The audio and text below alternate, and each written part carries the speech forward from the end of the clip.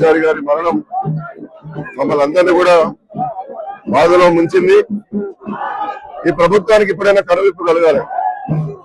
ఎవరు ఊహించినటువంటి హామీలు ఇచ్చి అన్ని చేస్తున్నామని చెప్పి యువతలో ఒక ఆశ కలిగించి అటు ఉద్యోగాలు ఇవ్వకుండా, సంక్షేమ కార్యక్రమాలు ఇవ్వకుండా, రిజర్వేషన్లు ఇవ్వకుండా ఒక దుర్మార్గమైనటువంటి వాతావరణంలో ఇవాళ రాష్ట్ర ప్రభుత్వం ముందుకు పోయింది.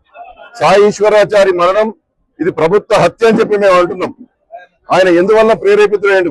మీరు ఇచ్చినటువంటి హామీలు నెరవేర్చకపోవడం వల్లనే కదా ఇవాళ ఈ పరిస్థితి వచ్చింది. అపం శుభం తెలియనటువంటి ఒక అమాయకుడు, ఒక పేద కుటుంబానికి సంబంధించినటువంటి వాడు, చిన్న పిల్లలు ఉన్నారు, భార్య కూడా చదువుకోలేదట. ఆ తల్లి ఏడుస్తున్నటువంటి ఆ ఏడుపును చూస్తుంటే హృదయం తరుక్కుపోతున్నది. కానీ రేవంత్ రెడ్డి గారికి మాత్రం ఏం స్పందన వస్తలేదు.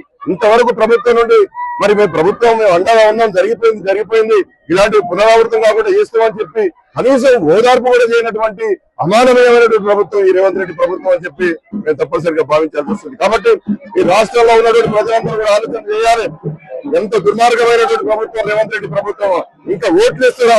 గున్నెత్తిపోయింది చెప్పులతో కొట్టండి ఎవరన్నా కాంగ్రెస్ వాడు ఇంటికి వచ్చాయని చెప్పి మేము ప్రజలకు విజ్ఞప్తి చేస్తా ఉన్నాం. అపం శుభం తెలియనటువంటి ఒక సామాన్యుడు, ఒక మామూలు విద్యార్థి, ఒక యువకుడు ఈ ప్రభుత్వం ఇచ్చినటువంటి హామీలు నిలబెట్టుకోకపోతే గుండె వలిగి హృదయ విదారకంగా అయి ఇవాళ కాలు పెట్టుకొని చచ్చిపోయాడు.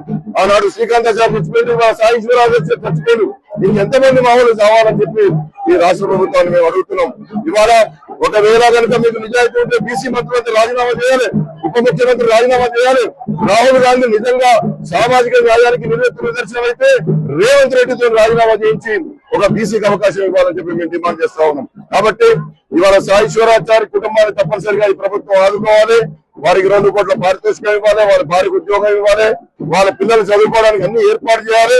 ఇప్పటికైనా కనీసం చచ్చిపోయినా కదా ఆ కుటుంబాన్ని ఆదుకునే విధంగా ప్రభుత్వం ముందుకు రావాలని చెప్పి డిమాండ్ చేస్తూ ఆయనకు ఘనమైనటువంటి నివాళులు అర్పిస్తా ఉన్నాం.